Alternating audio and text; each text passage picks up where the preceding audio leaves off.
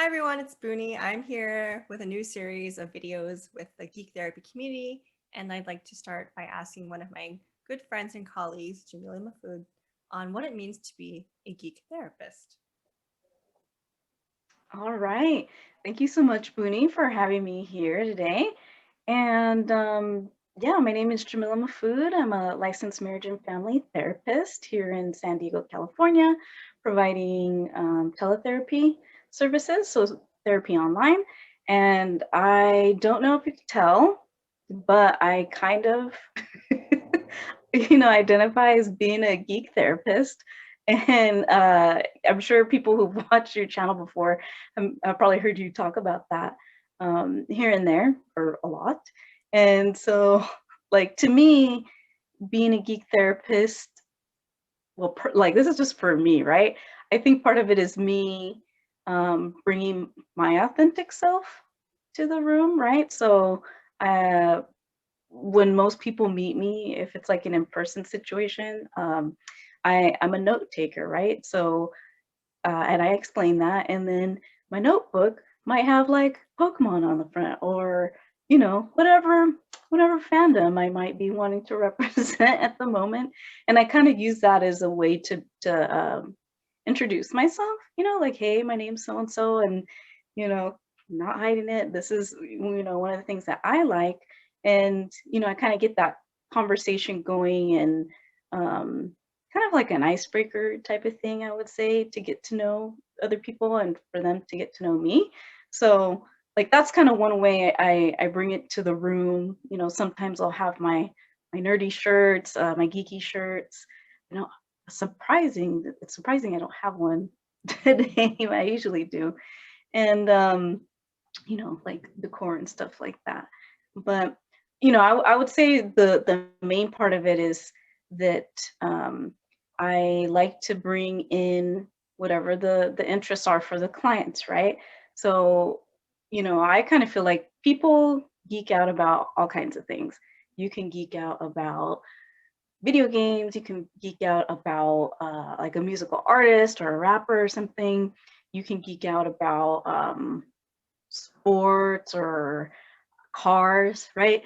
Anything. And so I just kind of feel like when I learn about my clients and what they like, then it's me seeing their world and what they like, and what they're passionate about.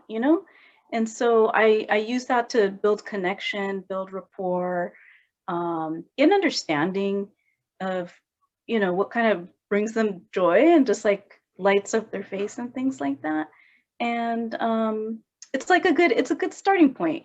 Mm. And for some of my clients, they're maybe used to that kind of therapy language, and I don't know if they're all about it, but when I talk and use metaphors or language from the things that they like and they understand, then it's like click. They're like, okay, I get what you're saying. And that already is a world that makes sense to them. So then it's just like applying that knowledge to whatever it is they're trying to do, um, and achieve further goals and stuff like that. So I would say, like, that's what being a geek therapist is to me, right? Being my authentic self and bringing to the table what's important to the clients, so they can bring in their authentic self, you know? That was wonderful. And when I hear what you're explaining and the fandoms that you're interested in, what I hear as well is that you're helping people feel like they matter, like their interests shouldn't be made fun of or even dismissed. I know a lot of us, when we try to share what we're interested in, a lot of people may say, oh, it's like a child's interest, like grow up, you're too old for this stuff. And to have you there and accept all parts of who someone is and what they love, their interests, their world, that must feel so validating to have you as their therapist. I can see how empowering that could be too.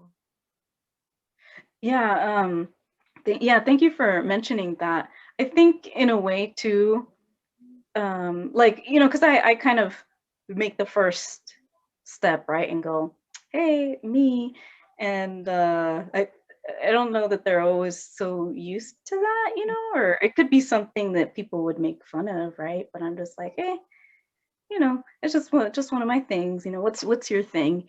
And I find sometimes that when I do that and they kind of see I'm gonna just accept who they are and what they like, and I'll hear them out. And if I don't know it, that I'll be open to listening about it.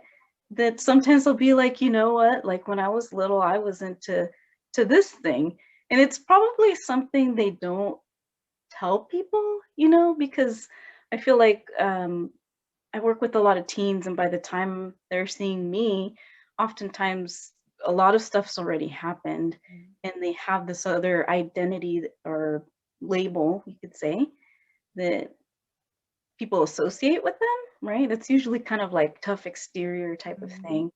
And so they are not used to putting their walls down, because that can be dangerous, or that can Mm. be hurtful, right?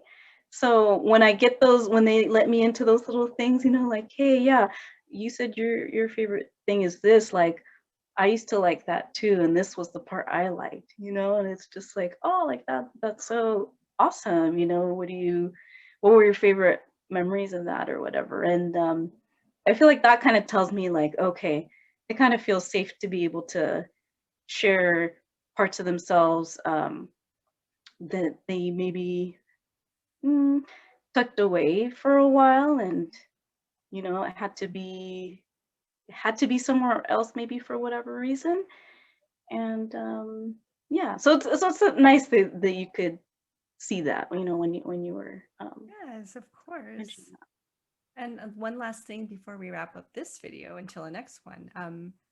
It makes me feel also that the the teens that you connect with the most are the ones that you said that have that tough exterior, where they've had to have a wall of armor to protect themselves from the world, right? Hmm. That must be so exhausting to live like that. So, could you describe one of the, or potentially some of your ideal clients that you work with? Ooh, yeah. So I totally, like you said, I love working with a client who, I mean, they have their wallet, and understandably so, right? So I wanna honor what they've been through, and that has its use, that's why they use it, and kind of be gentle with that. And basically, I would say it would be the clients that feel like people don't understand them. Like, if they even try to explain themselves, you know, that wouldn't even be enough. Like, people just wouldn't accept them. They feel like they don't have a voice. They feel like the outsider, or maybe they're into some things that most people don't talk about, and so they kind of feel like, oh, I can't share that part of myself. And I would also say, people who have kind of been in these kind of like systems where there's therapy and helping professionals, and they're just so used to it looking one way, Mm. and maybe not feeling heard, and feeling like they have to do something other people's way. Like, because sometimes they'll be like, I've had 8 or 7 therapists before I met you. And so then, what are you going to do differently? Mm. And then I'm like, oh, I don't know, let's see.